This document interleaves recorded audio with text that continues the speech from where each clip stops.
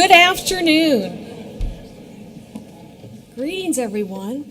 I'm Dr. Kara Thompson, Associate Dean of Student Advancement in the College of Osteopathic Medicine and proud alum of the Comm class of 2002. It is my pleasure to serve as the presiding official at the College of Osteopathic Medicine Rite of Passage and White Coat Ceremony for Des Moines University. Our honorees today are members of the class of 2021 for the College of Osteopathic Medicine. Welcome to each of you. We are also delighted to welcome family and friends of our students who join us in recognizing the amazing commitment of your loved ones on this occasion. Additionally, I'm delighted to welcome university board members, alumni, faculty, and staff. I am also happy to welcome members of the Iowa Medical Society, the Polk County Medical Society, and the Iowa Osteopathic Medical Association. The White Coat Ceremony is a traditional event at this university which reflects a symbolic entrance into the educational pathway that will lead these students to their career as a physician. The Rite of Passage ceremony signifies the transition of the DO class of 2021 from the didactic years of their medical education to clinical years. Our ceremony has important components. Students will don their white coats as a symbol of professionalism and humanism. They will recite the osteopathic student oath in front of all of us to acknowledge their willingness to assume the obligations and responsibilities of a medical and health care professional. In addition, each student will be presented with a Rite of Passage pin to signify the mission and values of Des Moines University. They will be presented with a pin from the Iowa Medical Society by the IMS President, Dr. Mary Grace Elson. They will be presented with a pin from the Gold Foundation as a reminder that humanism is a core of healthcare practice. And finally, Leah McWilliams from IOMA will be giving them IOMA pins. Before we begin our program, I'd like to introduce the platform party. First, I'm pleased to recognize Dr. Angela L. Walker-Franklin. I'm also honored to introduce the Provost, Dr. Relitza Adkins. I'm also privileged to introduce Dr. Ken Anderson, Interim Dean of the College of Osteopathic Medicine. Also on stage are members of our faculty and the Comm deans who will continue to serve as your teachers, role models, mentors, and advisors during your years at Des Moines University. They are here today to affirm their commitment to teaching and to scientific, humanistic, and ethical practice. We are also honored to have with us our special guest speaker, Dr. Richard Deming. We'd also like to thank our wonderful student musicians, Samantha Hurley and Adam Poole. Now it is my pleasure to introduce our president, Dr. Angela L. Walker-Franklin, who became Des Moines University's 15th president in March of 2011. She has enjoyed a distinguished career working in higher education for more than 25 years. Prior to her arrival at DMU, she held faculty and administrative positions at both Morehouse School of Medicine in Atlanta and Meharry Medical College in Nashville. Please welcome Dr. Franklin.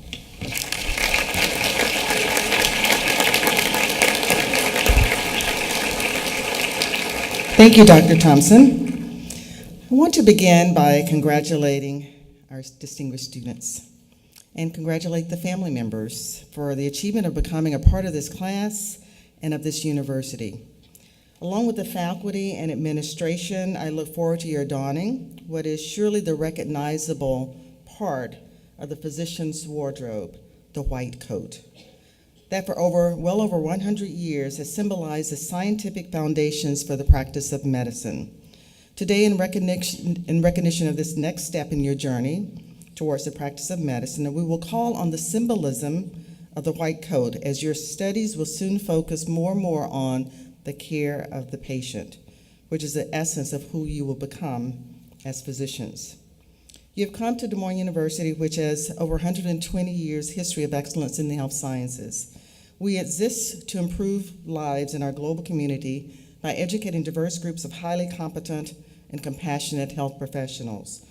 We chose you because we believe in your abilities, and you selected us because you have confidence in our ability to prepare you for the future. The word compassion appears in our mission statement for a good reason. The mere essence of our mission reflects a genuine desire to focus on the humanistic side of medicine.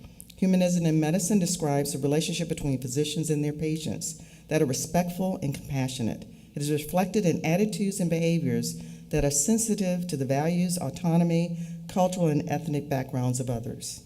My charge to you as students is that you must tap into the emotional dimension of caring for patients, because only then can we validate what it means to be a humanistic professional, not just how to act like one. Without true empathy and respect for the human condition, a commitment to professionalism becomes largely an intellectual exercise. I think being a good physician is possible by being a good professional, but being a great physician requires both behaving and believing. So as you don the white coat today, you assume not only the responsibilities, but also the obligations that attend to those who choose to provide care to other human beings. These obligations include to be honorable in all phases of your life, to excel in your academic studies and training, to be compassionate, to be accountable, to collaborate with others as an interprofessional team member, and to support a culture of inclusiveness. By accepting these obligations, you become part of the legacy of thousands of Des Moines University alumni whose contributions to medical care have alleviated suffering, saved the lives of countless individuals, and maintained the integrity and high ethical standards of health professionals.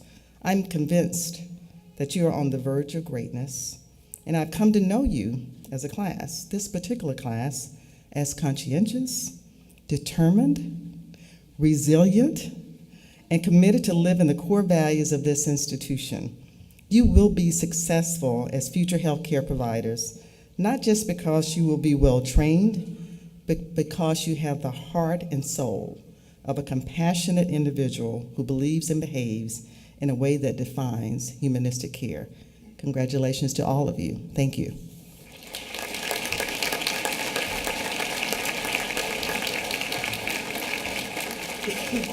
Thank you, President Franklin. It is now my pleasure to invite Dr. Akins to the podium.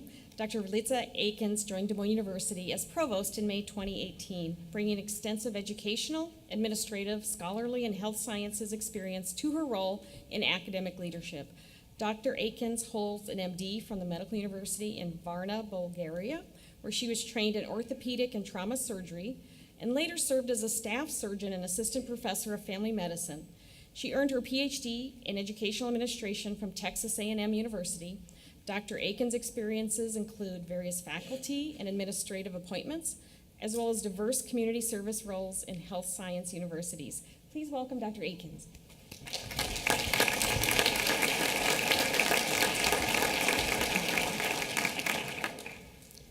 Thank you for your kind introduction, Dr. Thompson. Greetings, students, faculty, staff, and parents. As provost of this fine university, I'm privileged to play a role in recognizing the value of this important day for you, our students, for your families, and the entire DMU community. This white coat ceremony is an important milestone in your special journey to be of service to others who trust you with their most sacred need, their health and their well-being. As you progress in the program, I encourage you to surround yourself with like-minded colleagues and to work through the academic and clinical challenges together. With more change inevitable in the healthcare environment, you may be challenged at times, but always remember and treasure your core values. Don't lose sight of why you chose the medical profession as a special calling. The citizens of our nation need you. With your white coat, I ask that you think how you can help those in need in the underserved communities, and to know that you are now a role model for younger people aspiring for careers in medicine and in science. When in 1988, Dr. Arnold Galt established a foundation to nurture and preserve the tradition of the caring physician, he sought to infuse the human connection into healthcare. Dr. Galt also created the White Coat Ceremony, first held at Columbia University College of Physicians and Surgeons in 1993. He believed that students should declare their commitment to the profession and its inherent virtues at the beginning of their medical journey. Until now, you have spent most of your schooling in lectures and labs. Today, you mark the transition to learning by the bedside, where the patient will be your ultimate teacher. In your white coat, you will be seen as someone with expertise, skills, and authority. Take those responsibilities and privileges of your practice seriously. Uphold them with vigilance and diligence. No other profession will offer you such an amazing opportunity to find fulfillment and satisfaction. I also encourage you to consider your responsibilities to include happiness, that of your patients, your families, your communities, and most importantly, of yourselves. Maintain and protect the joy that attracted you to this profession and that will sustain you throughout your life and your career. Be mindful you will gain the knowledge and ability to make the world a better place, a more caring place, a more humane place. Wear your white coat with that joy in your heart. Congratulations to all of you, and I wish you the best in your journey. Thank you.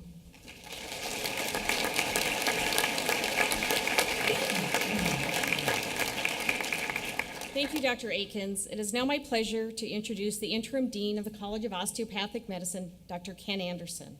As a graduate of DMU, Dr. Anderson was trained as a family physician, an internist, and a nephrologist before returning to Des Moines to begin his clinical career in transplant medicine. Serving in a number of state and federal healthcare administrative positions, Dr. Anderson helped with the design of the Clinton Health Plan, served as member of the Iowa State Board of Health, and was Chief Medical Quality Officer of a large health system in Chicago before serving as COO and CEO of the American Hospital Association's Research and Educational Trust. His first book, Saving the Heart of American Healthcare, was published last April and chronicles the roles that physicians and their patients play in bringing out the best in each of our healthcare experiences. Please welcome Dr. Anderson.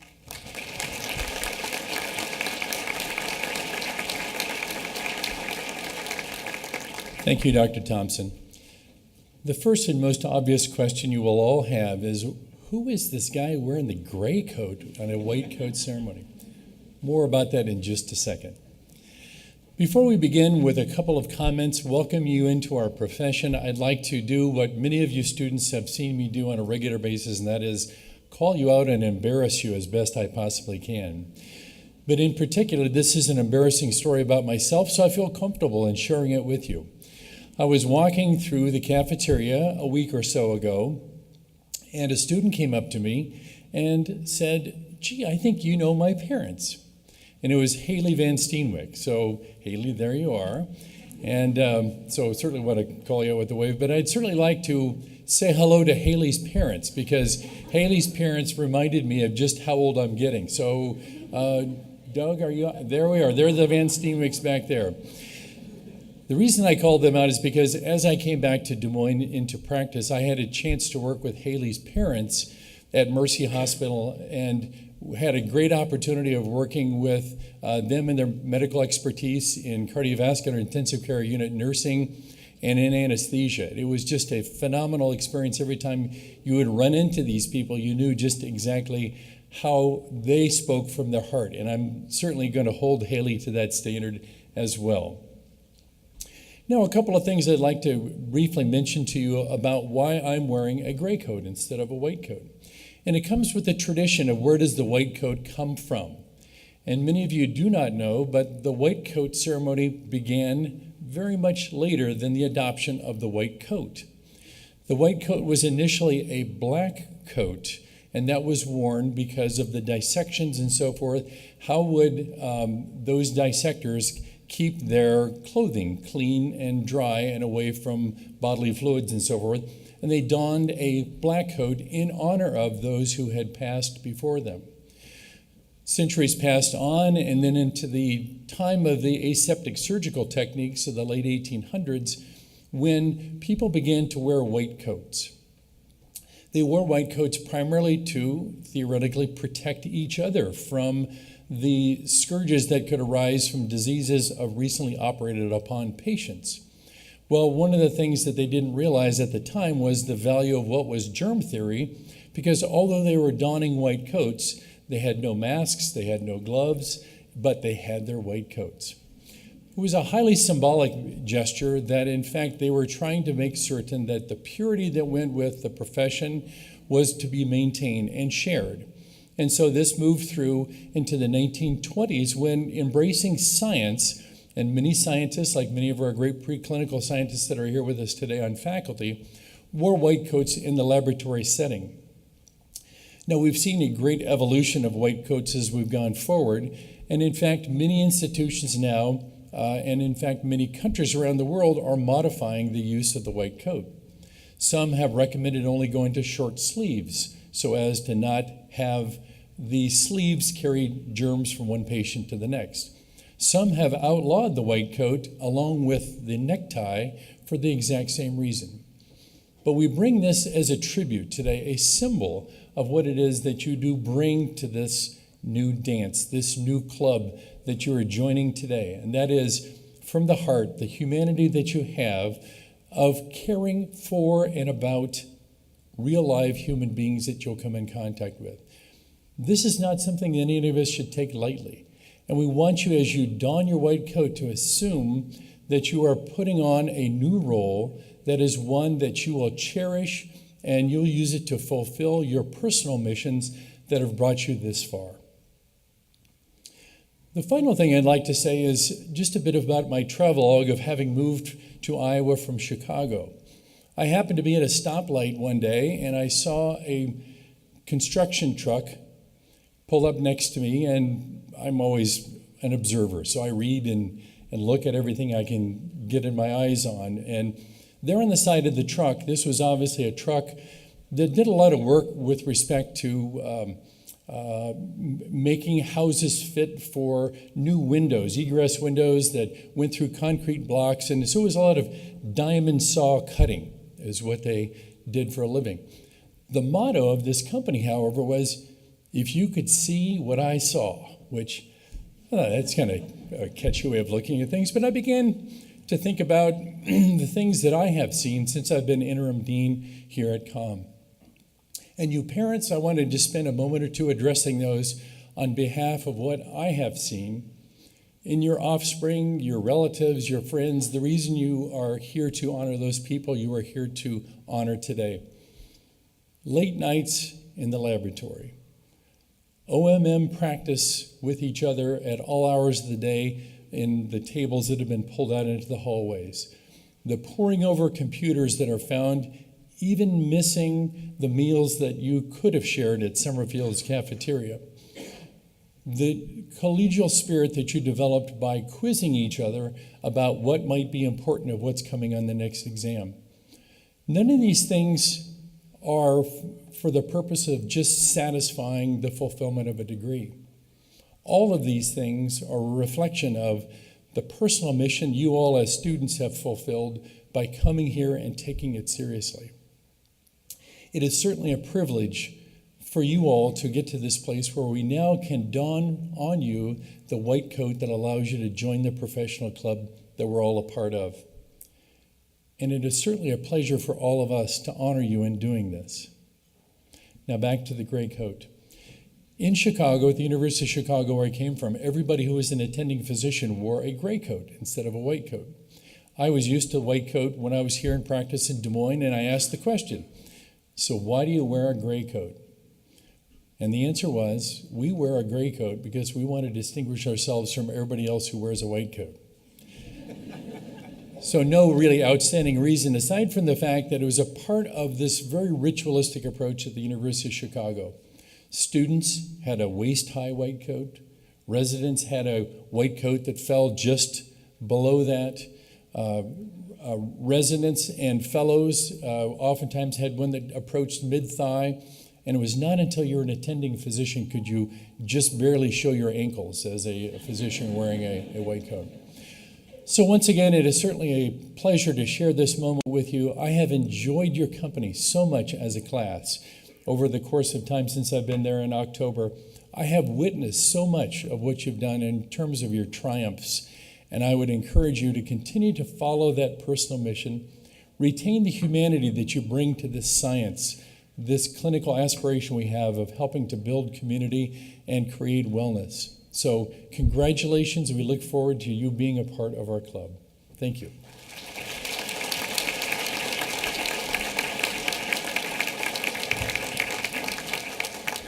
Thank you, Dr. Anderson. It is now my pleasure to invite our guest speaker, Dr. Richard Deming, to the podium. Dr. Deming is Medical Director of Mercy Cancer Center in Des Moines, Iowa.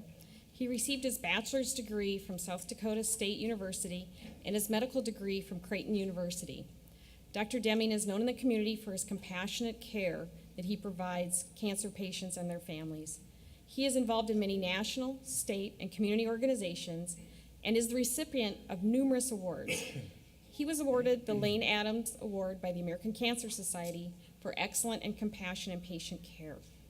He is the recipient of the 100 Award by Massachusetts General Hospital for his work with career cancer survivors. He was awarded the Iowa Cancer Champion Award for his tireless efforts in the field of advocacy. He received the Iowa Star Award from the Des Moines Register for making a measurable difference within the community and improving the quality of life for Iowans everywhere. He was awarded the St. George National Medal by the American Cancer Society for leadership in reducing the burden of cancer. Dr. Deming is also the founder of Above and Beyond Cancer, a nonprofit organization dedicated to elevating the lives of those touched by cancer. Dr. Deming has led cancer survivors on medical missions and inspirational mind, body, spirit pilgrimages to Mount Everest, Mount Kilimanjaro, and Machu Picchu. He is dedicated to the principles of human dignity, social justice, and compassion. He is inspired by the courage and compassion of his patients and their families. His greatest ambition is to encourage others to pursue lives of meaningful purpose, passion, and compassion. Please welcome Dr. Deming.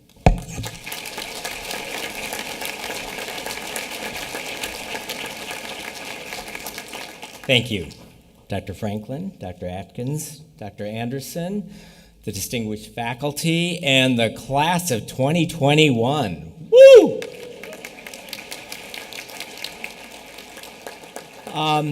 I'm a strong believer in the role of humanities in medicine, and so it's such an honor to be here. And I'm going to start off with a poem. One of my favorite poets who happened to have died of cancer just a couple of months ago. This is Wild Geese by Mary Oliver. You do not have to be good. You do not have to walk on your knees for 100 miles through the desert repenting. You only have to let the soft animal of your body love what it loves. Tell me about your despair, yours, and I will tell you mine. Meanwhile, the world goes on. Meanwhile, the sun and the clear pebbles of the rain are moving across the landscapes, over the prairies and the deep trees, the mountains and the rivers. Meanwhile, the wild geese, high in the clean blue air, are heading home again. Whoever you are, no matter how lonely, the world offers itself to your imagination, calls to you like the wild geese, harsh and exciting, over and over, announcing your place in the family of things. And you have a place in the family of things, and so do your patients. A wise man once said that whenever you get ready to give a talk, you should have a note in both the right and the left, besides just a cell phone. And one note says, "You are special. There is nothing in this world that you cannot do. The world was made for you." And in the other pocket, it says, "You are a mere speck of dust in the universe, and when you're gone, no one will know you were here." How do you live your life knowing both messages are true? That's a riddle you need to solve. Let me share a little bit about my journey and how I got here. What started off for me as a career in medicine has really morphed into a ministry of healing. I grew up in little bitty towns in South Dakota. I went to South Dakota State. Go Jackrabbits. Any Jackrabbits? Yeah, we got a good Jackrabbit. Not many. So our computer, my very first computer class ever was at South Dakota State, Fortran. You had to do the computer cards, and then you had to take them to the computer center, and then you came back hours later to see. And the motto of the South Dakota State Jackrabbit Computer Center was, "We multiply faster than the jackrabbits."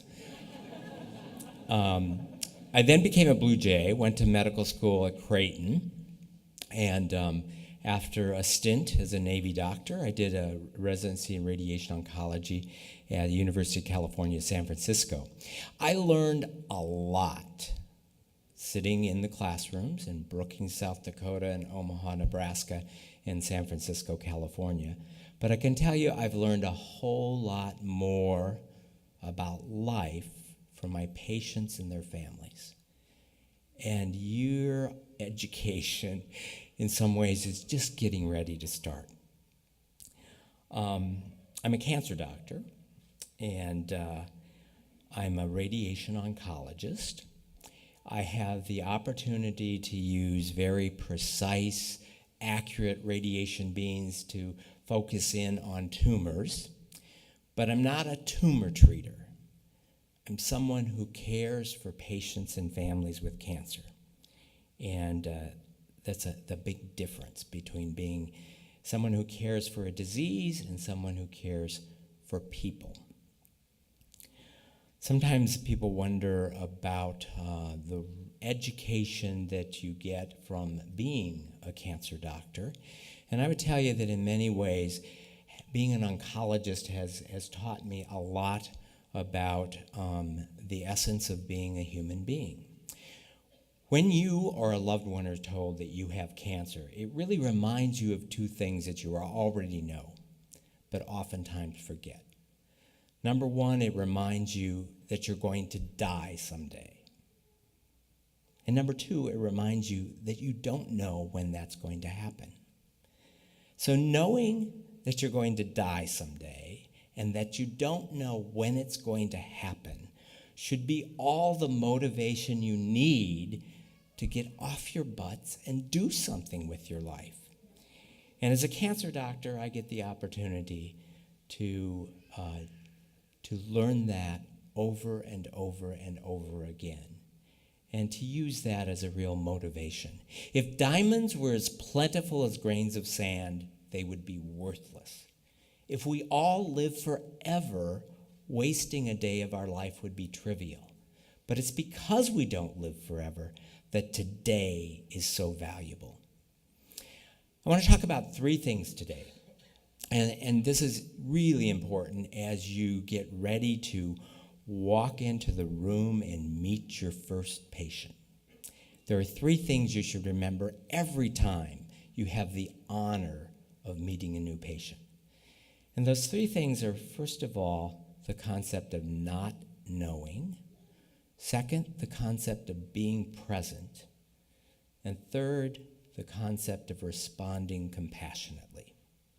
So, not knowing. You guys have spent a lot of time learning data, memorizing information, and accumulating knowledge. And if that weren't enough, every one of you has in your pocket all the knowledge you could ever want. But this doesn't always have wisdom. And you're now ready to embark on a path of acquiring wisdom. So, not knowing. I can tell you that the way I practice medicine now is very, very different than 40 years ago. I was very proud of all I learned in school. I was very proud of the scores I got on my tests, and I was very willing to argue with anyone about facts and information and the right way to treat a particular disease. And the way I did things back then has been proven to be wrong. And there were centuries where the brightest minds in the entire universe would tell you that the world was flat. They were wrong. And a lot of what you've learned in the last 2 years is going to be proven to be wrong in some nuanced way. So the only intelligent way to respond to that is to keep open this mind of not knowing. And that's not an anti-intellectual position. That's a position of curiosity, of imagination, of innovation. And it's also an opportunity to really get to know the patient that you have the honor to serve. So there have been lots of studies that show that when a doctor walks into the room to chat with a patient, the first interruption that the doctor interrupts the patient occurs on average in 15 seconds. The patient gets an opportunity to talk uninterrupted for 15 seconds, and then the doctor interrupts. And there is a field of medicine called narrative medicine that I really want to encourage all of you to practice. It takes more time, it takes more effort, but your patient will be rewarded and you will be rewarded. So what is narrative medicine? And it's really defined as the medical approach that utilizes people's narratives in clinical practice, research, and education. And it's a way that really does promote healing. It addresses the relational and psychological dimensions that occur in tandem with the physical illnesses. And really, by listening to patient stories, you encourage creativity and self-reflection on the part of the patient, but you will also stimulate creativity, self-reflection, and compassion on your part. So being present with the patient as you're meeting with them. And we all sometimes pride ourselves on our ability to multitask. And as you all know, you really can't multitask, you just sequentially task. And if you allow yourself to truly be present with your patients and to listen, you will develop the ability to develop compassion. And that's the third thing that I want to talk to you about, compassion. Responding with compassion is always right under every circumstance. But before we talk about compassion, let's talk a little bit about the relationship between suffering and compassion. So as I was taking a group of 40 cancer survivors up to the summit of Mount Kilimanjaro, I was hiking along with a 74-year-old Catholic priest who has incurable cancer. And we were kind of riffing on this relationship between suffering and compassion. And he said to me, "Hey, Doc, if you spoke Latin, you wouldn't be amazed by this relationship. In Latin, the word for suffering is passion. And in Latin, the word compassion literally means with one's suffering. And so it's suffering that we find in ourselves and that we see in others that allows us to know what suffering is and to recognize it in others and to want to reach out compassionately to alleviate the suffering. So compassion is very different than pity. It's very different than sorry. It's very different than even empathy. So empathy is wanting to sort of put yourselves in someone else's shoes. Compassion is one step beyond that. It requires action. It requires that you actually do something to alleviate someone's suffering. As the Dalai Lama pointed out, the difference between empathy and compassion is if you see someone under a rock, the purpose, the goal isn't to crawl under the rock to feel what it's like to be under the rock. Compassion is getting the rock off the person and relieving their suffering. So Suffering leads to compassion. Compassion is the way we are. Compassion is within us, and it's the capacity for compassion that's our deepest nature as human beings. In order to be able to act and respond to others compassionately, you do have to take some time with self-compassion. And that's a difficult thing.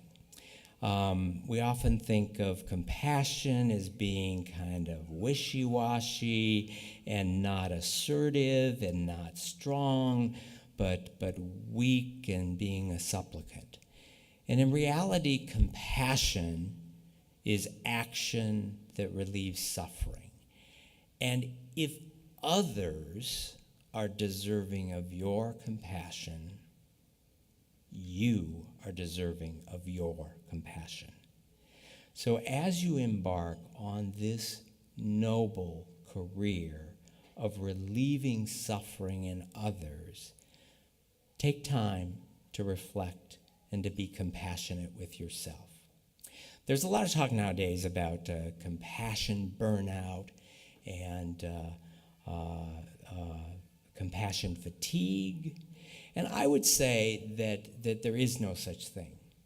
That compassion is not something that you have a finite supply of. Compassion is infinite within each and every one of you.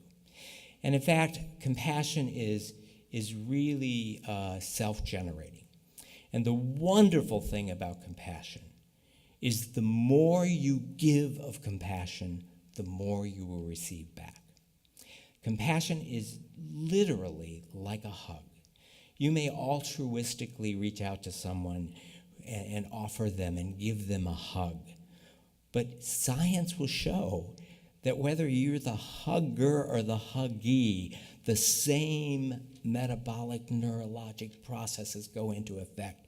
And as you hug, you will be the one who will also be the recipient of compassion, and it will energize your life, and it will make your day so much better. I had the opportunity to talk to a gentleman at a meeting yesterday whose son, is a pre-med student, spent a day shadowing me.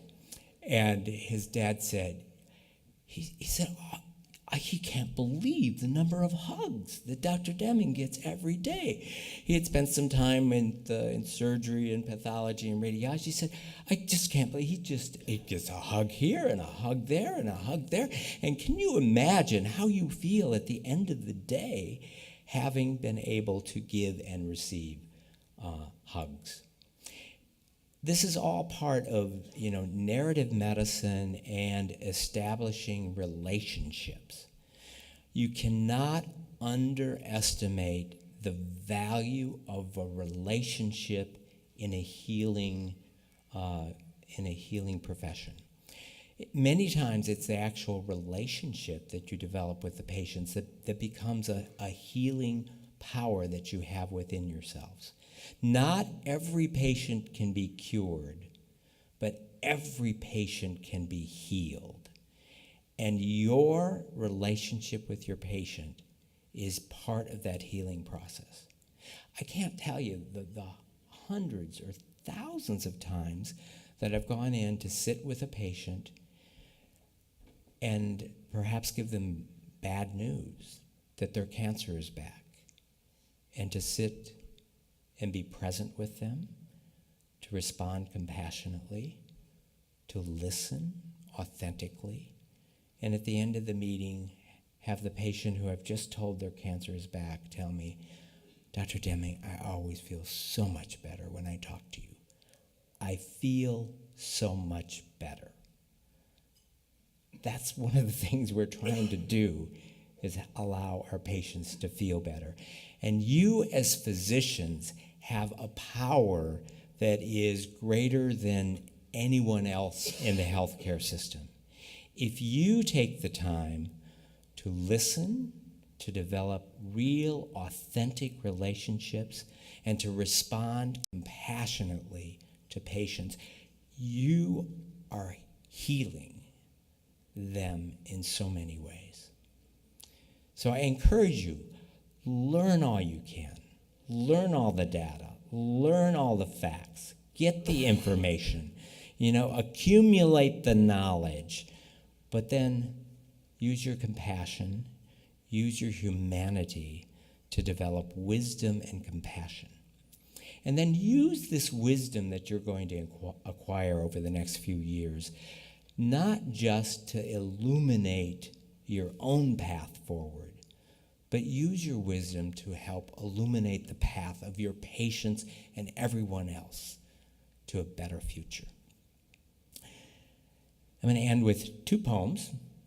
First, I want to share with you a poem that's actually a prayer.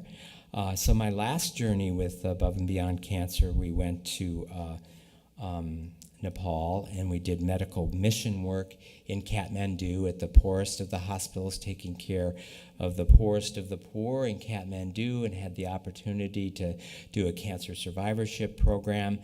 And then we journeyed up and across the border into Tibet, and we did a circumambulation of the most sacred mountain in the world, Mount Kailash. One of the Buddhist bodhisattvas, Shantideva, in a book, the Bodhicharya Avakara, writes about the role of being someone who becomes wise and instead of leaving, uses their wisdom to help others. And this is a favorite prayer of the Dalai Lama. It's called Shantideva's Prayer. May we be a protector for those without one, a guide for all travelers on their way. May we be a bridge, a boat, and a ship for all who wish to cross the water. May we be an island for those who seek one, and a lamp for those needing light. May we be a bed for all who wish to rest, and a servant for those who need service. May we be a wishing jewel, a magic vase, powerful mantras, and great medicine. May we become a wish-fulfilling tree and a cow of plenty for the world. Just like space and the great elements such as earth, may we always support the life of all the boundless creatures.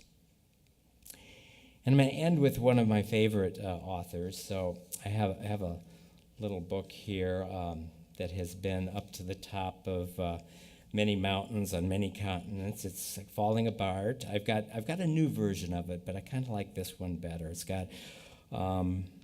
probably got a little bit of body fluids and dirt. I mean, my own, some blood, probably some sputum and snot, and who knows what else on it.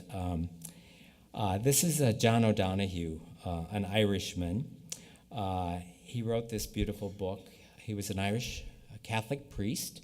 He left the priesthood for the love of a woman. He died unexpectedly at age 52, and this book was put together posthumously, and it's a book of blessings. And there are blessings for every occasion and for several diseases, and I can tell you I have read poems and blessings from this book to my patients on their deathbed.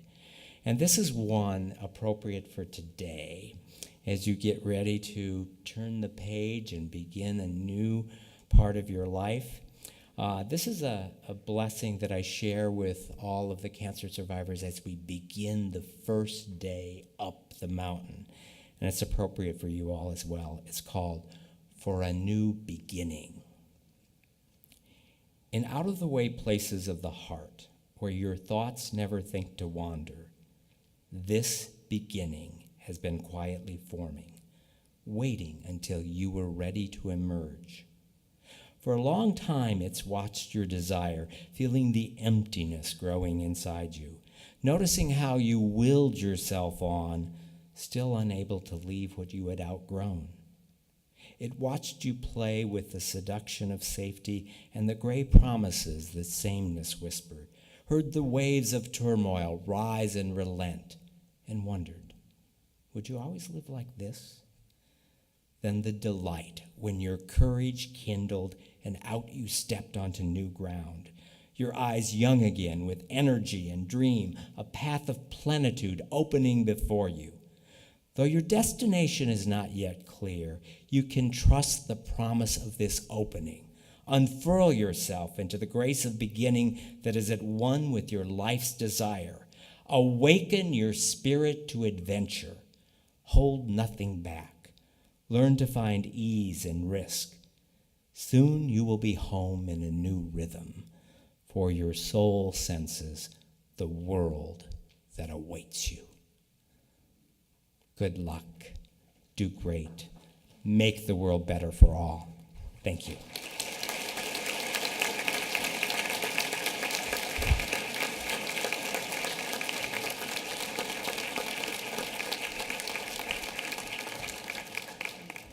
Thank you so much, Dr. Deming. It is now my pleasure to invite Dr. Canby to the podium. Dr. Craig Canby is the Associate Dean of Academic Curriculum and Medical Programs in the College of Osteopathic Medicine at Des Moines University. Dr. Canby.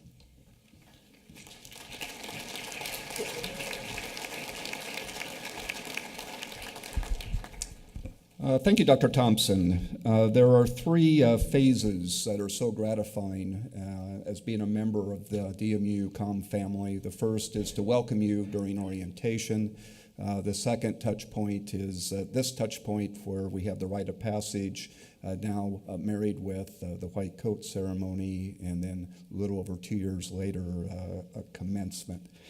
So at the moment, we're going to recognize some members of your class. We have a series of discipline awards. We also have leadership and service certificates to present. And we have two scholarships to also award during this part of the presentation. And then that'll be followed by Dr. Anderson, who will have a series of Dean's Faculty Awards. So with that, we're going to start with the discipline awards, and we do go in alphabetical order according to the department. And so anatomy leads things off. So Dr. Matz, would you come forward to present the discipline award in anatomy? Down there.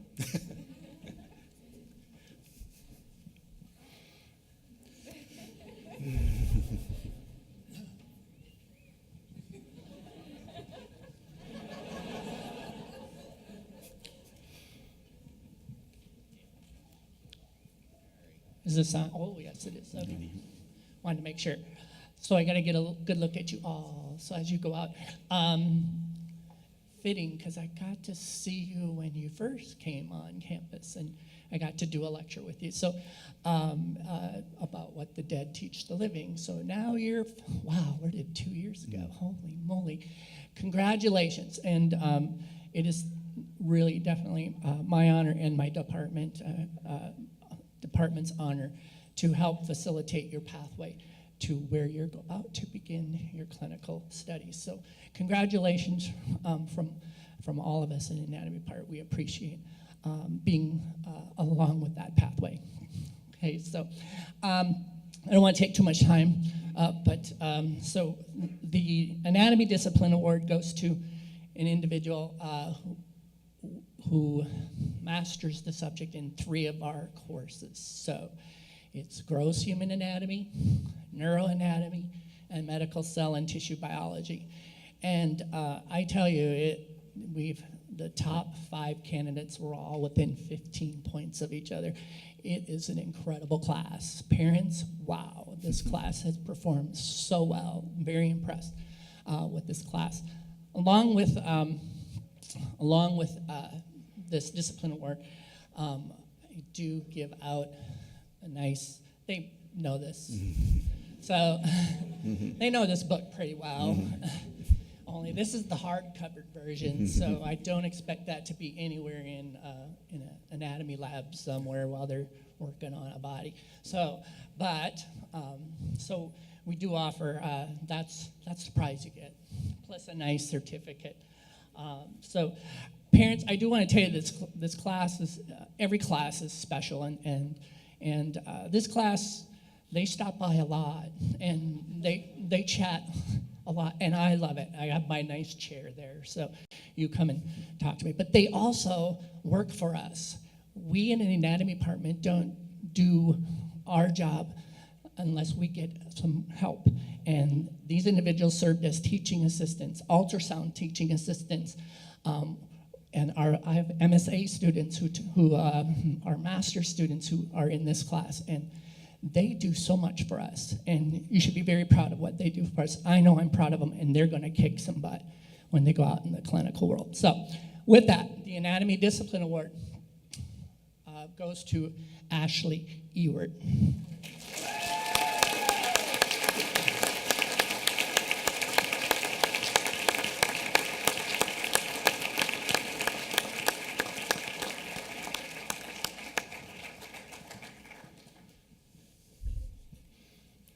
Thank you, Dr. Metz. Next up is the Biochemistry and Nutrition Discipline Award, and Dr. Wayne Wilson, who's widely regarded as the best dressed of the chairs, will present that award.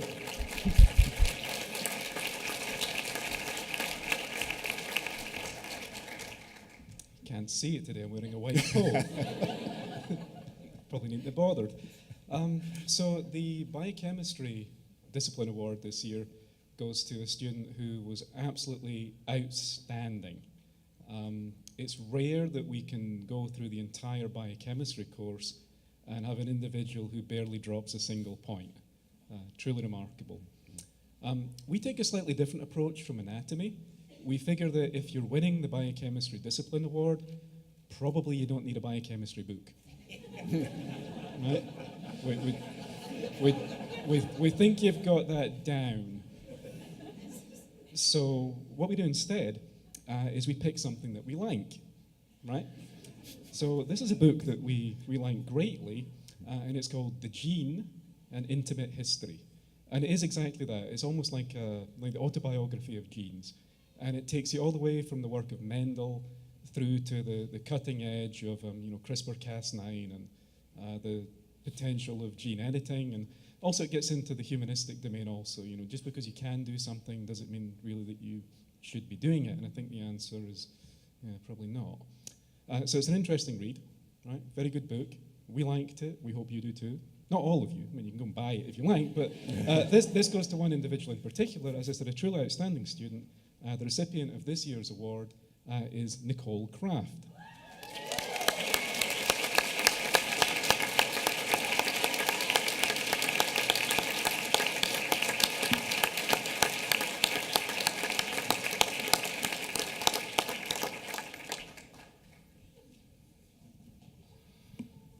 Thank you, Dr. Wilson. Next up is the Discipline Awards for Bioethics and Medical Humanities, and Dr. Strafler will present those awards along with Dr. O'Shea.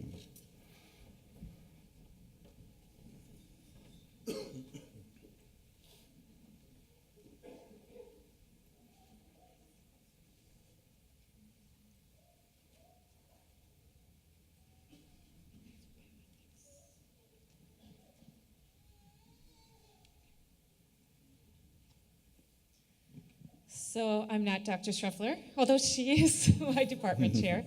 I'm Noreen O'Shea, and I have the honor of teaching bioethics to you guys. And I want to assure all the people in the audience that the entire class is doing very, very well in ethics. So the class, as the class knows, gets Ethics 1 in their first semester, and Ethics 2 is right now in the second semester of their second year. And it was really also hard for me to choose someone to give this award to. So I let the first years do it. And by that I mean, I request that a group of the second years be ethics TAs for the first years. And then I asked the first years to tell me which of the TAs that they thought had done very well. And so the first years have indicated to me that a particular person kind of went above and beyond, like Dr. Deming talked about, to be available to her her groups that she was working with to put these presentations together. And so I want to honor Caitlin Deskovich O'Hare.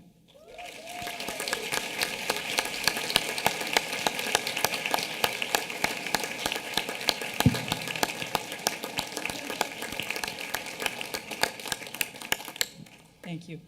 I am Lisa Streffler. And the Medical Humanities Award is a little bit different than all of the other discipline awards in that it's an award for things that largely occur outside of our regular curriculum. And so the medical humanities are found in a wide variety of places on campus, but it's really an opportunity to think about the meaning of being a patient, the meaning of being a physician. How do we think about that? How do we talk about that, write about that, sculpt about that, sing about that? It was delightful to have Dr. Deming with us today to share some poetry and talk about how he incorporates that in his work. And so as we thought about who should receive this award, we thought about who we saw do the most to sort of tend to the souls of all of the class and classmates and think about how can we make the experience broader, deeper, richer as we bring meaning to the practice of medicine. And so we have a copy of Body of Work, which is an anthology of poetry and medicine, and we are delighted to present this award to Rachel Howard.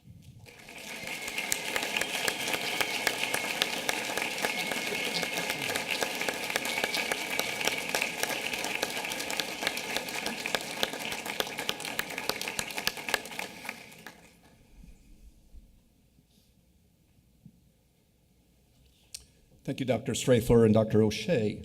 Next up is the Microbiology and Immunology Discipline Award, and Dr. Steele will recognize the recipient. Good afternoon, everybody. It is my honor on behalf of the Department of Microbiology and Immunology to be able to present this discipline award. We are very, very proud of what you have accomplished. We're very, very excited that you're going to be able to get out there and see patients. I will personally miss telling the dad jokes that sometimes crop up before some of the exams. Okay, you made me do it. How do you know when a regular joke has crossed over to being a dad joke? When the punchline becomes apparent. So, thank you. Okay, thank you. This is why I'll never be a stand-up comic.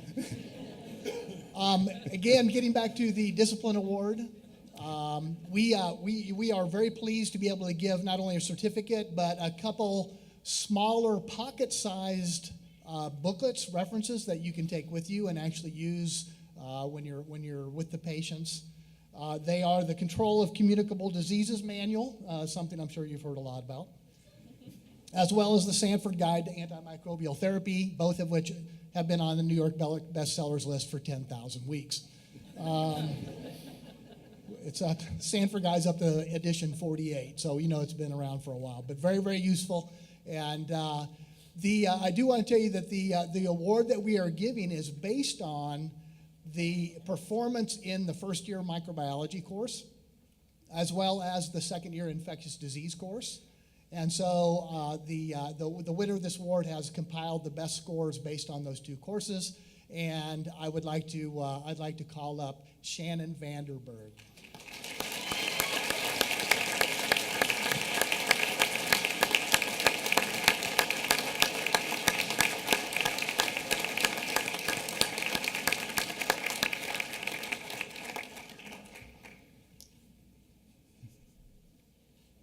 Thank you, Dr. Steele. Don't know if you've noticed, but the ladies are running the table on these awards. Will the streak continue? Stay tuned. The next discipline award is pathology. Dr. Carnival. Hello. Yeah, I have the distinct honor of giving the pathology. I just wanted to mention, and I just want to say, Dr. Deming, that was an outstanding talk. Just inspirational. But for you who might not know what pathology is, it's a subspecialty of medicine. It kind of bridges the gap between scientific knowledge and clinical practice. There's two areas of pathology, of tissue pathology and laboratory medicine. And we really teach the study of disease. That's really what our focus is when we give the general pathology, the general principles of disease. And that's what we focus on when we give that. The award I'm going to give today is an academic award of who actually did the best in their general pathology. But I just wanted to say good doctors focus on disease, great doctors focus on prevention, and outstanding doctors are like Dr. Deming, who is an all-around human being and does a lot with all of it to his patients. And so I just wanted to give this award to Austin Kroos, who actually received the pathology award.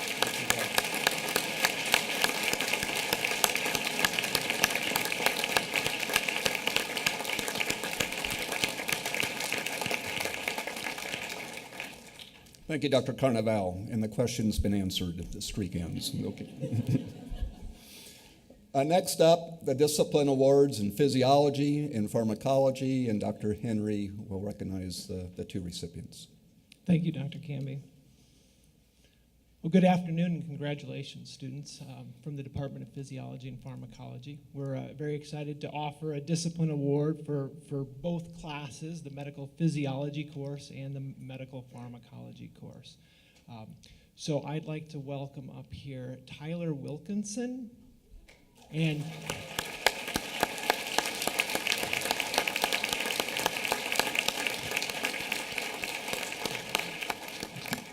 stay up here for a moment. So that was in the discipline of physiology. And then Kevin New for pharmacology.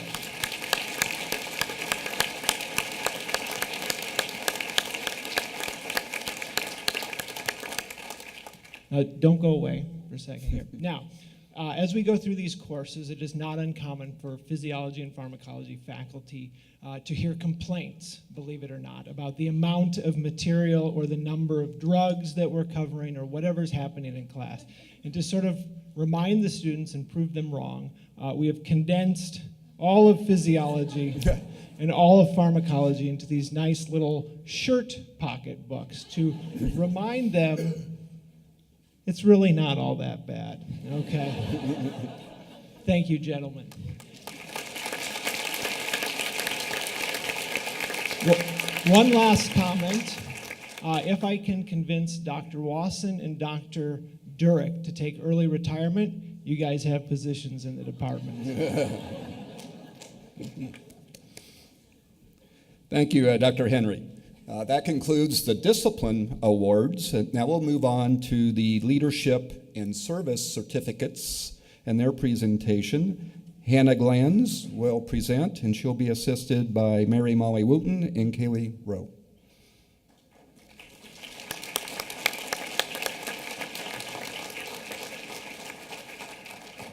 Hi.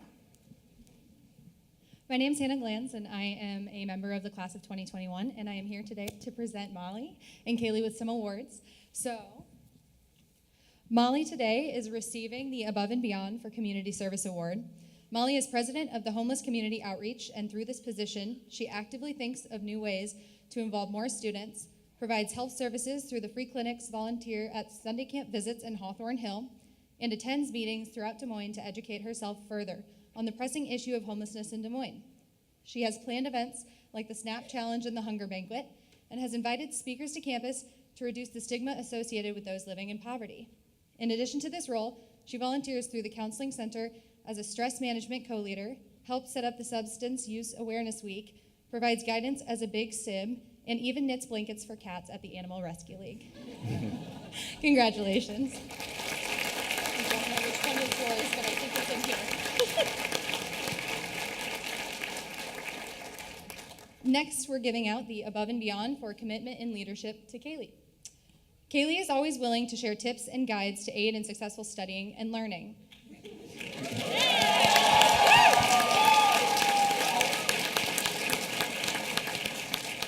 The note card decks that she tirelessly and effectively makes for each and every exam have been a source of constant aid and access for a large population of the class.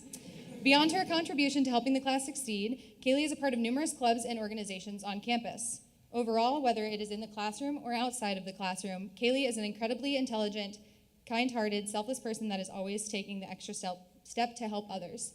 Her devotion to her peers and her ability to make a difference in the lives of even people she does not know makes her the embodiment of every quality this award seeks to recognize. Congrats.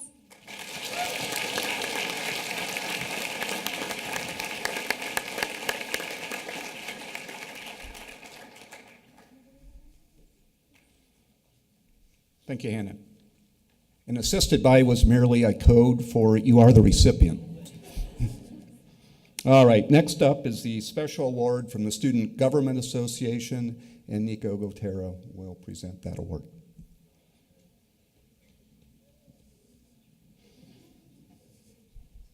Assisted by Sydney. Hey everyone, my name is Nico Gutera, and I'm a third-year medical student. And my name is Sydney Stanley. I'm a first-year medical student and the new SGA president. We wanted to recognize a special group of students who have worked tremendously hard behind the scenes in order to promote the wellness of students. They established a wellness task force, advocated for curriculum changes, as well as led events like the disaster drill and the DMU Got Talent. Will the student government representatives please stand up as I call your names? Savannah Marker, Jordan Allen, Alex Pazavic, sorry about that, Autumn Hargraves, Hani Roostrom, Leah Kimball, Melly Zapata, Troy Ruffin, Daniel Mason, Philip Jerodzinski, Nellie Gazarian, I'm so sorry, Nellie, and Tim Routs. Please give a round of applause to these student leaders.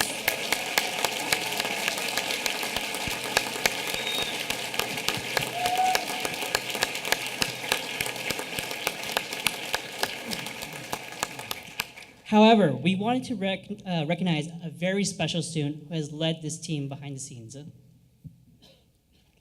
We want to take a quick moment to express our sincerest gratitude to Hannah Glanz for her leadership and student government president over this last year.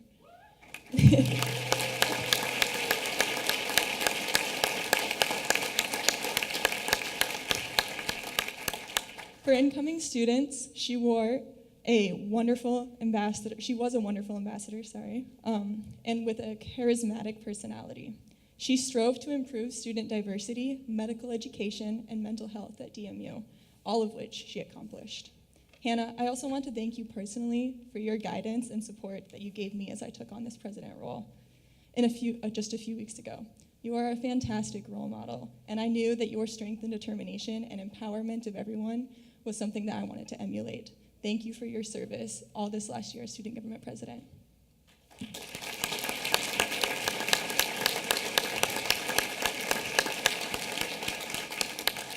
In addition, she's represented over 800 DMU students on a state and national level and advocated for changes in medical education and student wellness. She also gave a TED Talk to national student leaders about the puzzle pieces of your life, the meaning being whether it's family, friends, the little successes you have, or the everyday moments, they all form the centerpiece of your life. Through her dedication and excellence, she has been a wonderful student leader. She has the characteristics of an amazing physician, and I can't wait to see the impact she'll make on our future patients. We want to give the award for outstanding leadership to Hannah Glanz. Please give her a standing ovation as she comes up to the stand.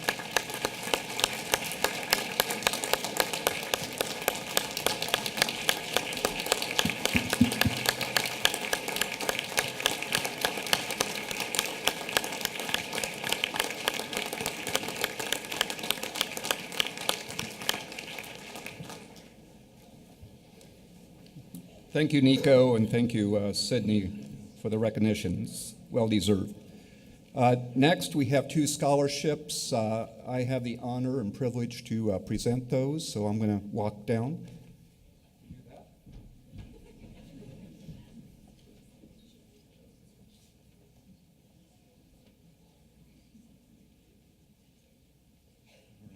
Thank you, Sonia.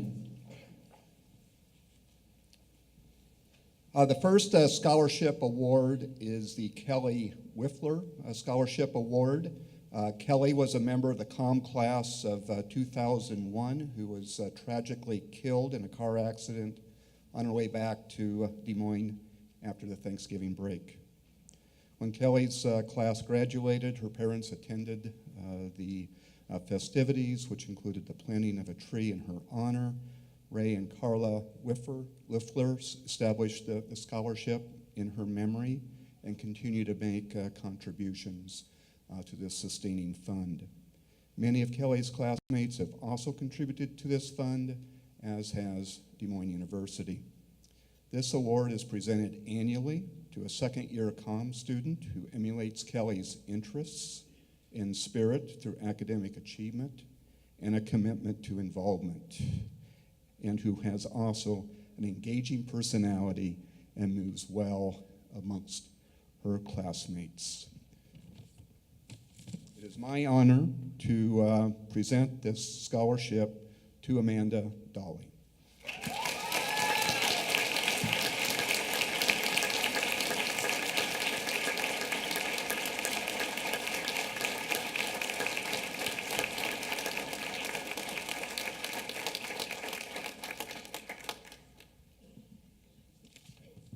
Following through on the hugging. So. The final scholarship is the Diane McCautry Memorial Award. Diane was a member of the Comm class of 1979 who passed away during her second year here. Her mother, Martha Foster, established a scholarship award in Diane's memory. The award is presented to that student whose class rank has improved the most from the end of the first semester to the end of the third semester. And it is my pleasure to recognize Nolan Schmitz as the recipient of this scholarship.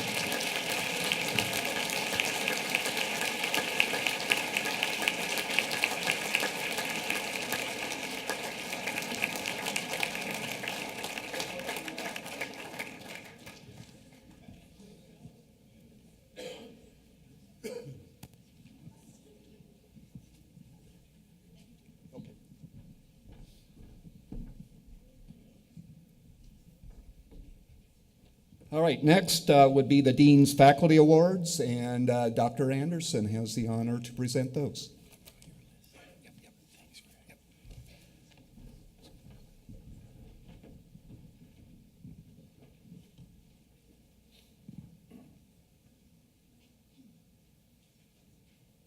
Thank you, Sonia.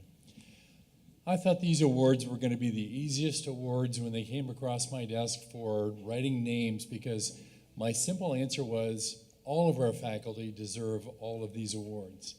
I have been so impressed with what I have found in all of our faculty members, so it seems a little short-sighted for me to give out a singular Dean's Award in each of these categories. But I was forced to do so. So those of you who I'm not able to recognize formally, please know that I want to recognize you all for the work that you do. It's just been an incredible academic year, and the work that you've done has just been phenomenal to influence these young minds as we go forward. So I do have 4 awards, however, I would like to hand out. The first is the Outstanding Comm Faculty Advisor and Mentor Award. And this is an award that's generated and is probably one that's under-recognized as far as the importance of this. For parents, friends, and family in the crowd, all of your students have gone through an extremely stressful 2 years of time. Exams, studying, reading, interacting with SPAL patients and so forth. This has been something that is just a phenomenal experience, and they need all the guidance and support that they can muster. So this year, we have someone who I'd like to recognize as being an exemplar in having been that key person on whom our students can lean. And this year, that award goes to Dr. Francesca Di Sole.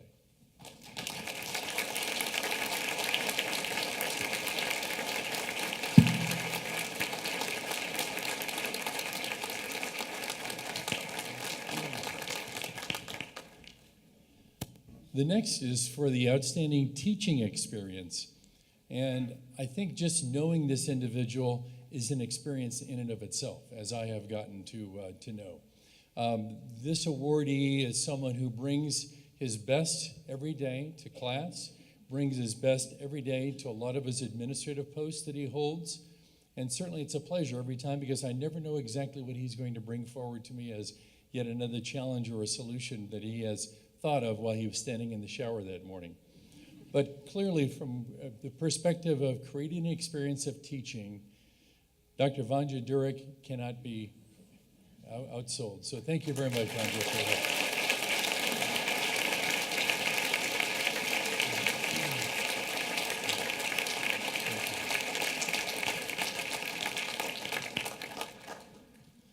The third award is for outstanding leadership and service.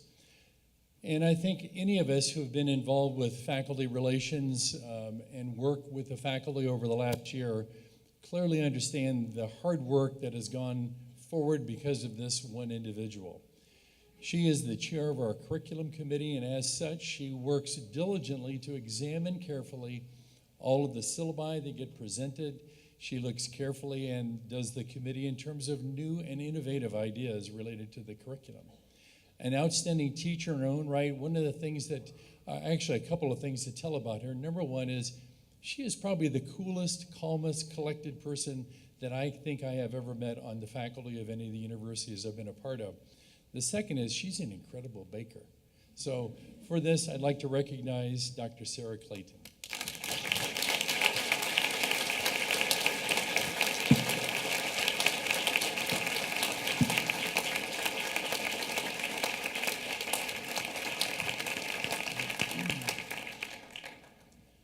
And our last awardee is for outstanding community service.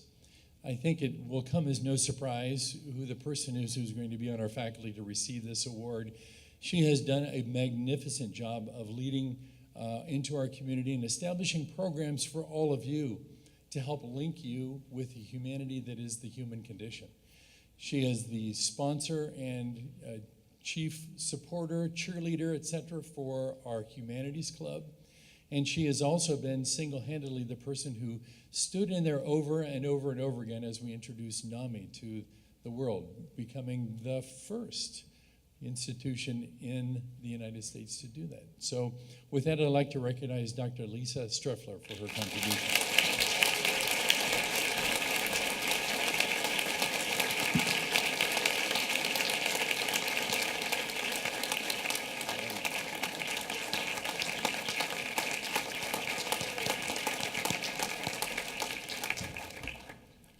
At this time, I would like to welcome the Comm faculty white coat donners to come to the front of the stage in preparation to present the class of 2021 with their white coats.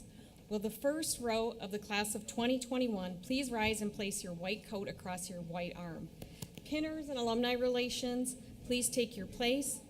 As the students come forward to the stage, Dr. Noreen O'Shea and Dr. Lisa Streifler will be reading their names. As the students cross the stage, their names will be announced and they will be greeted by a faculty member to assist in donning their white coat, with family and friends as witnesses. Dr. Anderson will then congratulate each student and present them with a Rite of Passage and white coat pin. The Iowa Medical Society and the Iowa Osteopathic Medical Association will also present students with a pin, along with a gift from the Development and Alumni Relations Department.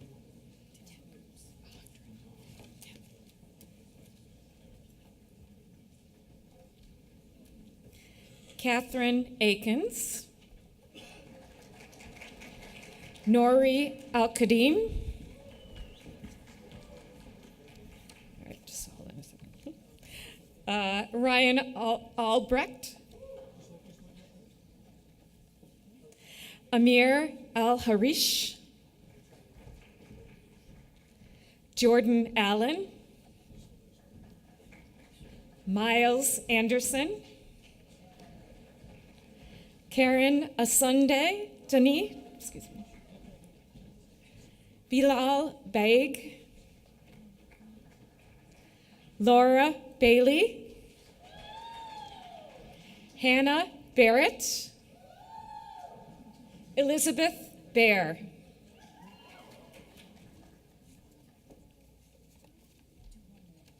Wait, one more.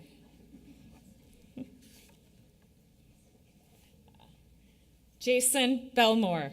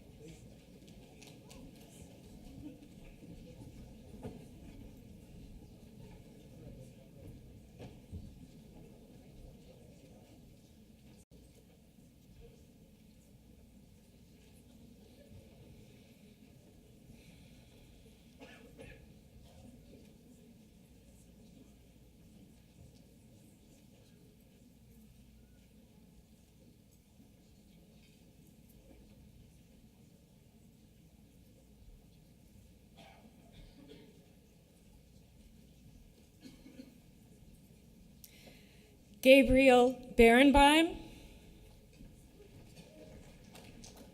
Colin Byer, Akshay Banot, Katie Bobadilla, Brady Bollinger, Nicholas Booker, Benjamin Brennan, Jennifer Brenner, Alexandra Brooks, Dallin Brownell, Alexandria Burtness Guard, Eric Campbell,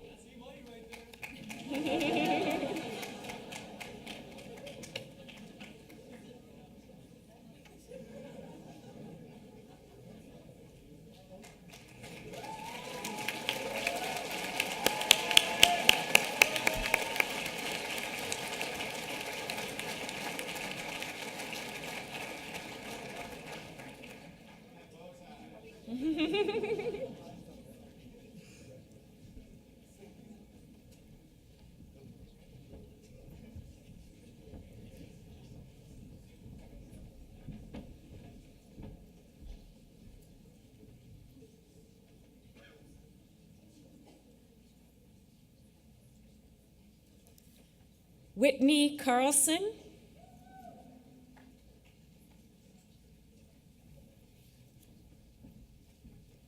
Jesse Chin,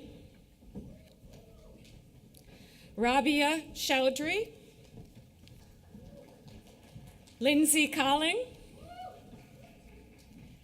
Trevor Caldwell, Alexandra Cook, Alexa Courtney, Nicole Kraft, Austin Crows, Danny Day, Will Dennehy, Caitlin Deskovich O'Hare,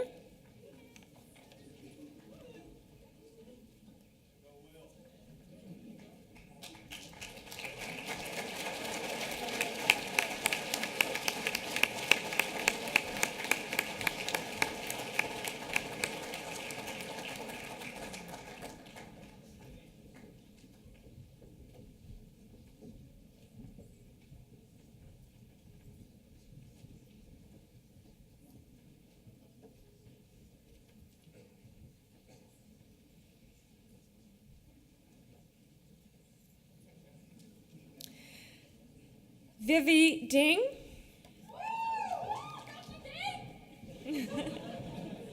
Jacob Dirkman, Amanda Dolly, Jali Duan, Natasha Duta,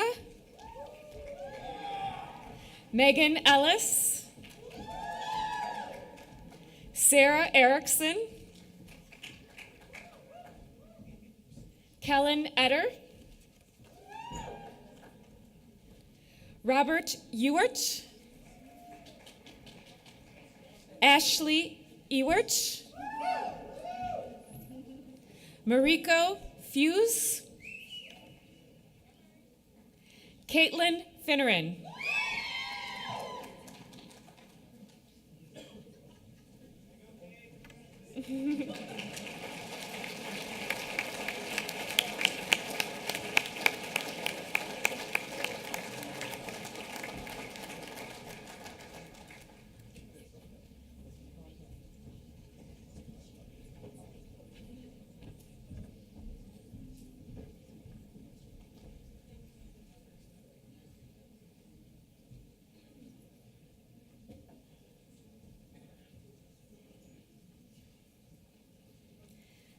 Kelsey Fisher, Alexia Fisher, Nola Flood, Joshua Francis, Emily Franzen, Zachary Gee, Nellie Gazarian, Jacob Giannuzzi, Hannah Glanz, Daphne Gomendoza, Brady Goodwin, Teresa Goodwin,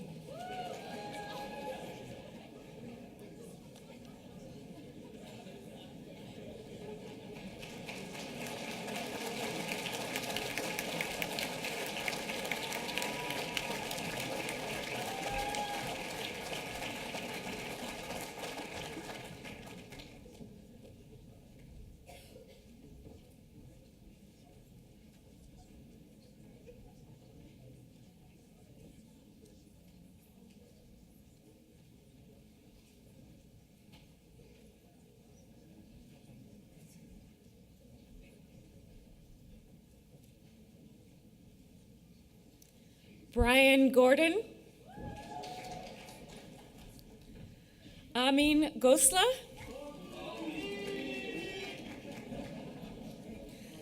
Pooja Garamudkala, Oscar Grin, Brett Guthmiller, Samuel Hager, Alexis Hansen, Autumn Hargraves, Alex Harrison, Zachary He, Maggie Hefner, Ryan Heltemus,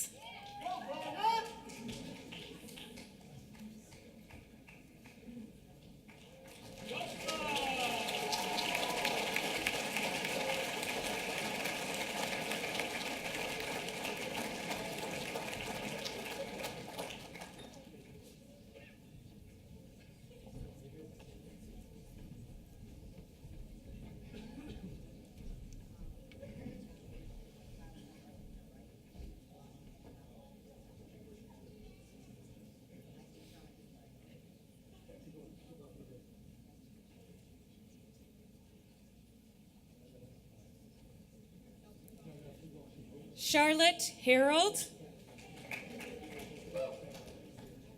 Haley Hicks, Eric Hoagland, Elizabeth Hall, Ryan Hoyam, Sydney Hood, Kelsey Hupp, Mohammed Hassan Hussein, Courtney Isaacs, Anjali Jaina, Weston Jeshurin, Ali Noor Jasani.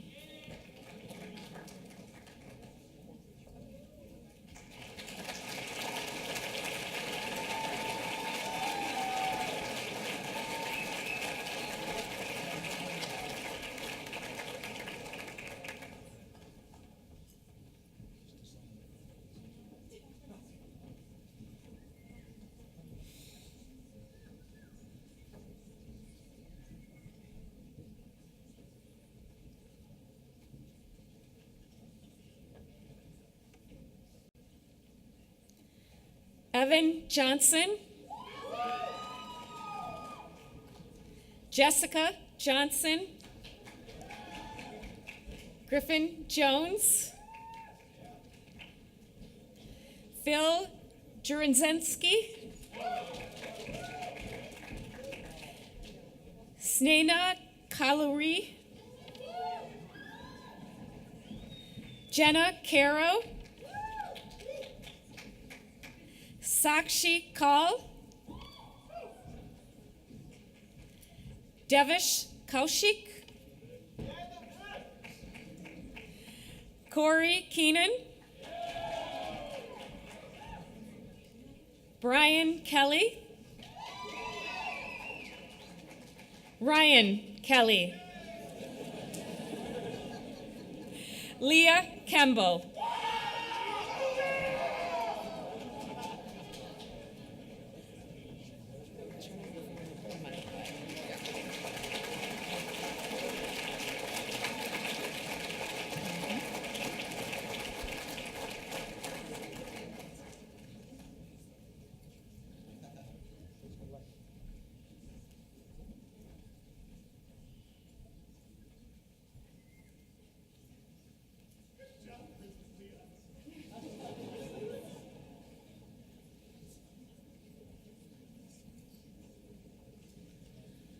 Clint Knutson, Blake Koima, Cole Kretschmar, Brian Kwan, Thomas Licata, Brian Lifshitz, Catherine Littlejohn, Robert Lopez, Marna Louders, Richard Ma, Andrew Mace,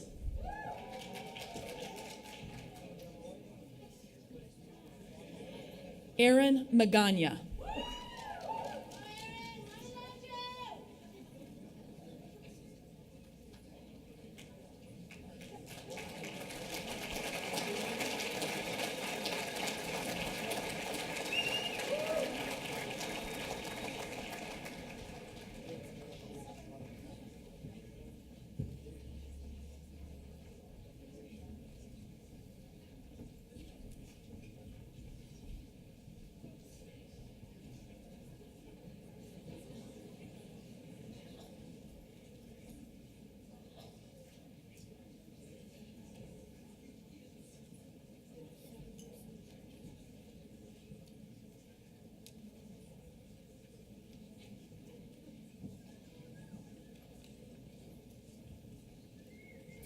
Savannah Marker,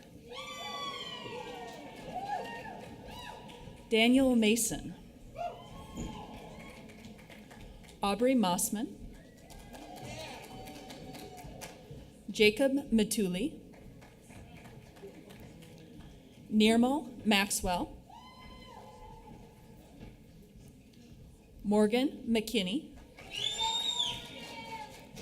Miles McNear, Leonardo Mejia,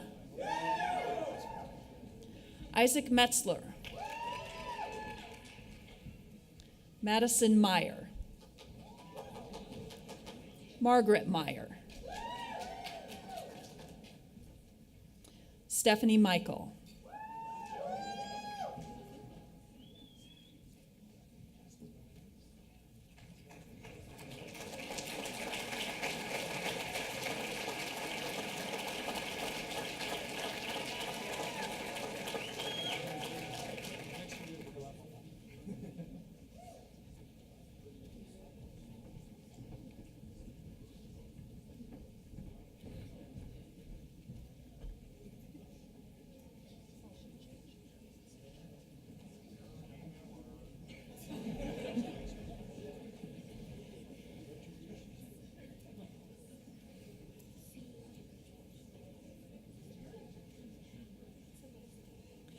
Jeremy Miller,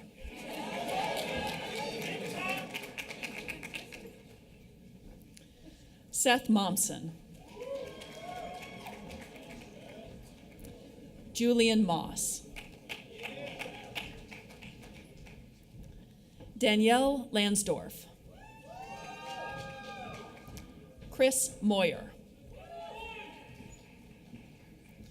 Charmeen Mustafa, Caitlin Myers.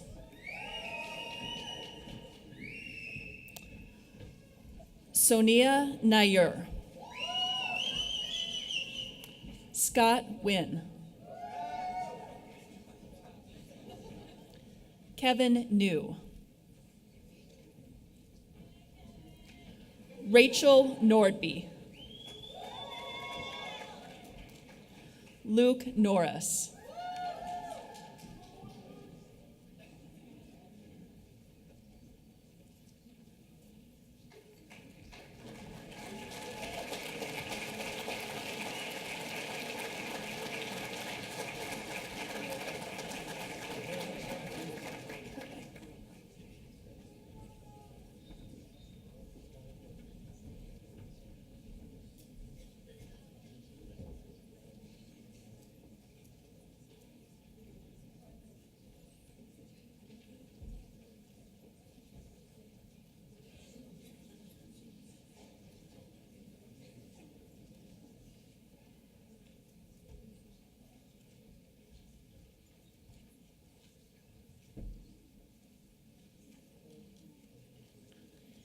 Anatol Openshaw. Youngwoo Park. Damini Patel. Janki Patel. Alexander Pazovic. Ryan Peach. Brittany Peterson. Tristan Pinella. Jennifer Peterson. Samar Quint.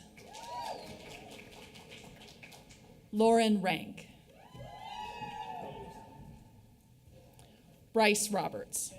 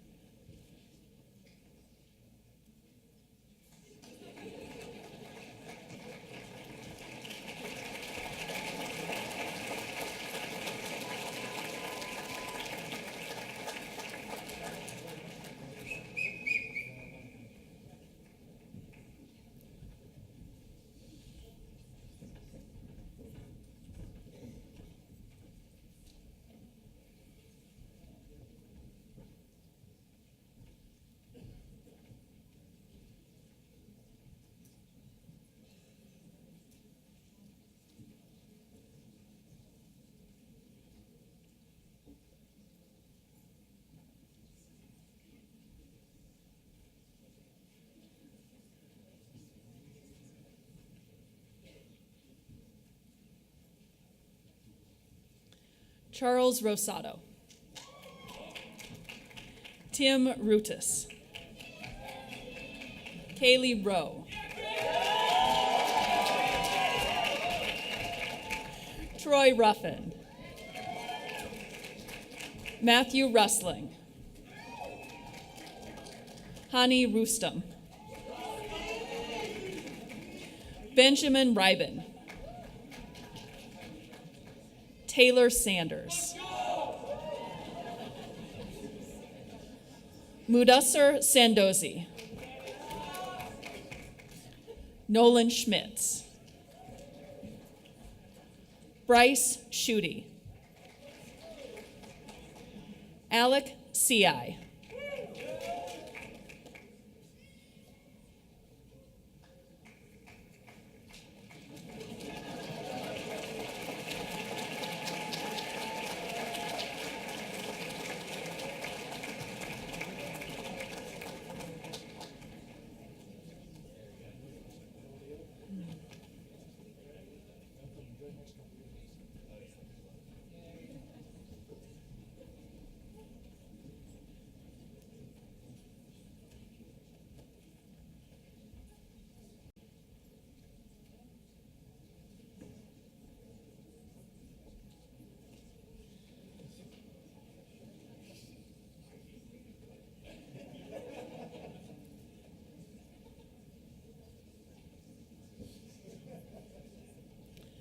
Josh Seidel. Nelson Sham. Marielle Siebert. Alexander Summers. David Stanek. Cole Starkey. Morgan Steffen. Trevor Stoltzfus. Sarah Strandland. Zachary Strobel. Brianna Tangen. Amina Tanweer.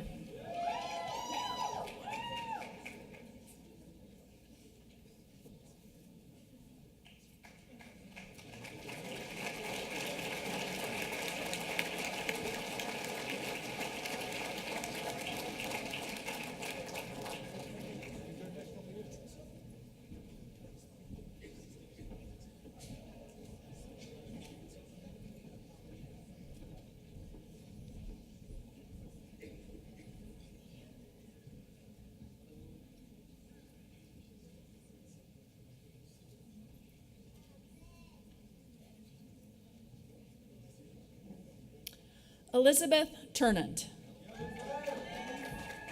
Danielle Thiessen. Mitchell Thompson. Jack Tianovic. Taylor Tomchek. Christy Tran. Austin Trent. Connor Triggs. Marco Troiani. Colin Youthy. Jonathan Van Erdewick. Joseph Van Hully.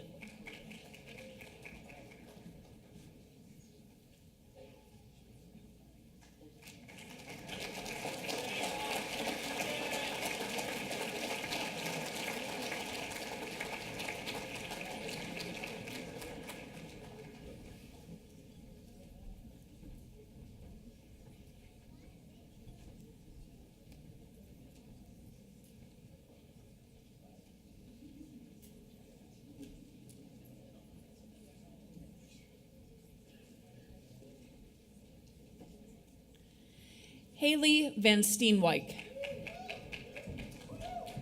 Shannon Vandenberg. Tate Vernon. Anna Beery. Colin Vipond. Hun Vo.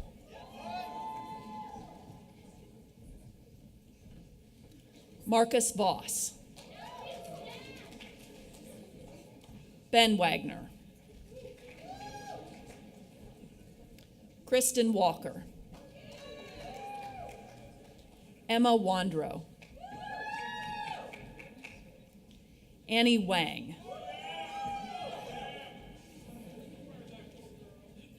Kenneth Wee.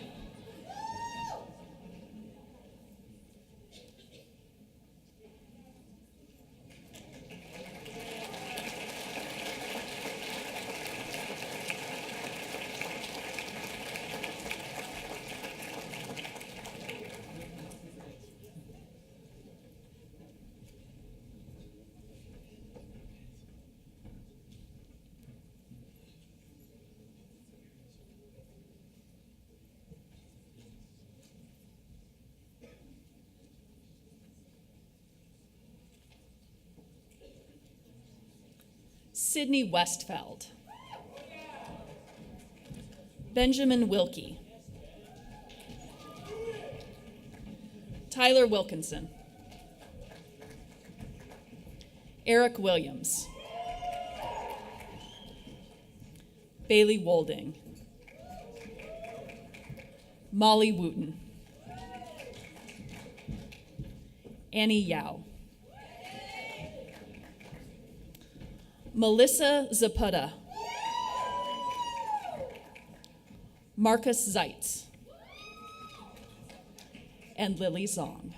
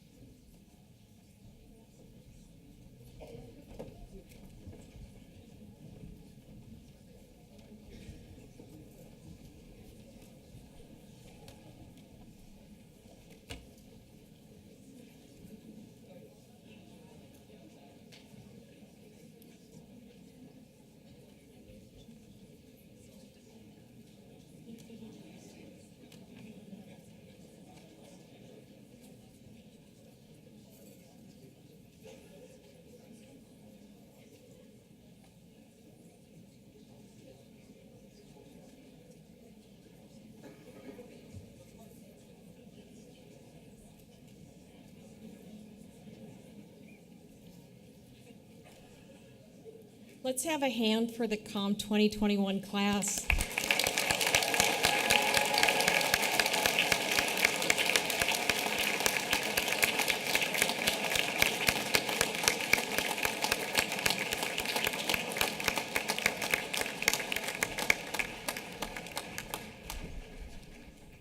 At this time, I am pleased to ask the 2021 class president, Troy Ruffin, to come to the podium to lead his class in the reciting of the Rite of Passage student oath. Will students please stand and recite with us the Rite of Passage student oath found within your event program? We would also like to request that the members of the faculty stand as witnesses to this pledge.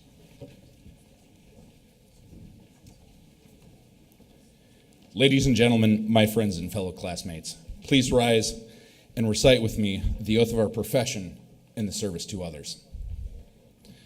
As I enter the clinical phase of my medical education at Des Moines University, I do solemnly pledge that my efforts will be focused on the ultimate goal of serving my future patients. Toward this end, I will conscientiously and cooperatively work with my peers and professors in learning the art and science of medicine. I will maintain the highest standards of professional conduct in relations with my colleagues, my professors, my mentors, and my future patients. As a professional, I take responsibility for reporting any act of dishonesty or inappropriate behavior by my colleagues to the proper authority.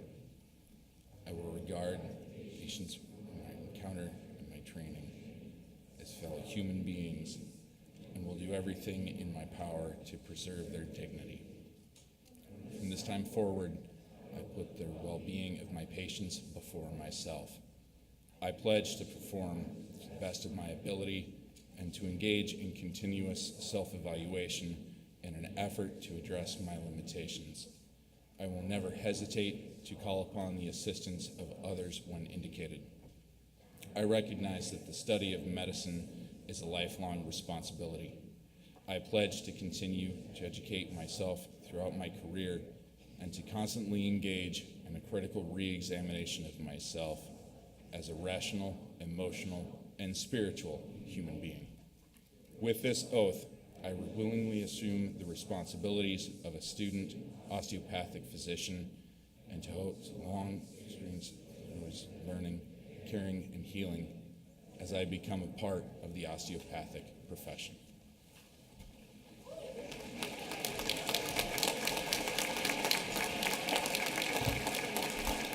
You may be seated.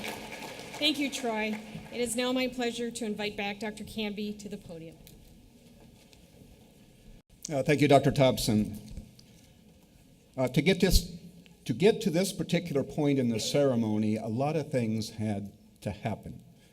These things happened behind the scenes due to the powerful efforts of a few.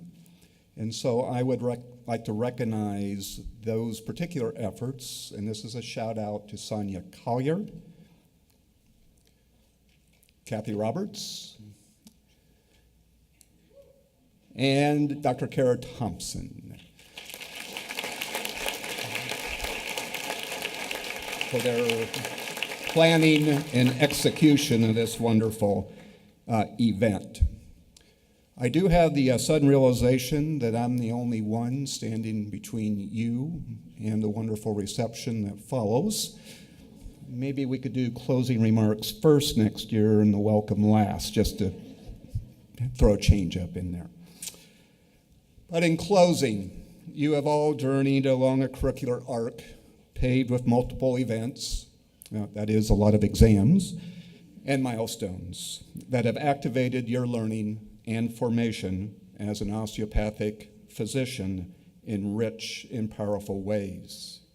To date, your collective journey has imbued each of you with a knowledge trinity.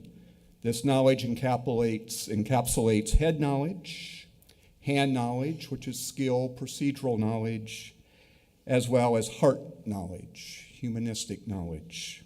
These forms of knowledge are essential qualities of a highly competent, compassionate, and empathetic osteopathic physician that you will gracefully carry forward and continuously refine during your professional odyssey. While today's ceremony represents yet another significant milestone, your journey continues as you transition into a whole new world of clinical rotations and wonderful patient encounters. As you eagerly yet anxiously step foot into this new world, you are ready to impress. Remember that you have only one opportunity to make a good first impression. Therefore, put your best foot forward with each rotation by remembering the following. 1, quickly become familiar with your roles and responsibilities at the site. 2, become reliable and responsible for those activities and responsibilities. 3, demonstrating the attitudes and behaviors of professionalism. 4, demonstrating initiative and motivation to learn. 5, exhibiting facility of self-improvement and adaptability. And then lastly, number 6, 15 minutes early is on time is late, and late is never acceptable. So showing up early is always a great way to impress your preceptor. Most importantly, however, is to remain resolute in your heart knowledge. Ironically, the crucible of the clinical phase of medical education, including that transition into residency, has been shown to strip medical students and residents of their empathy. Though a constellation of forces may conspire to diminish your empathy, you may deftly extinguish their negative influence by valuing the human connection. As emphasized in Empathy, the Human Connection to Patient Care, a poignant video produced by the Cleveland Clinic, patient care is more than just healing. It's building a connection that encompasses mind, body, and soul.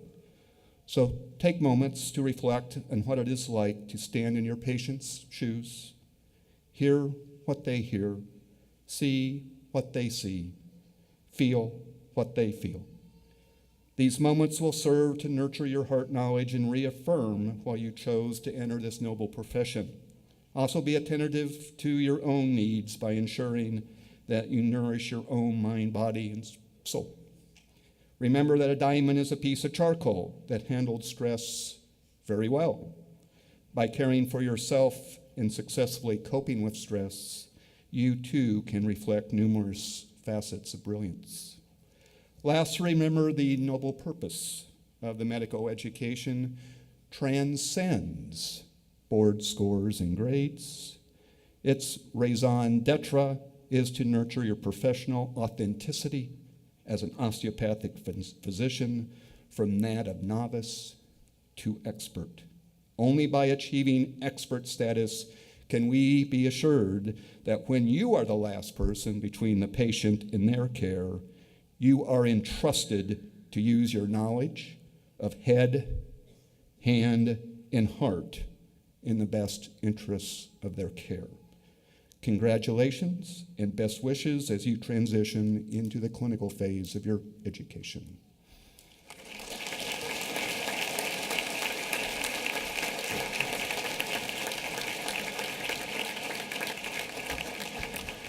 Thank you.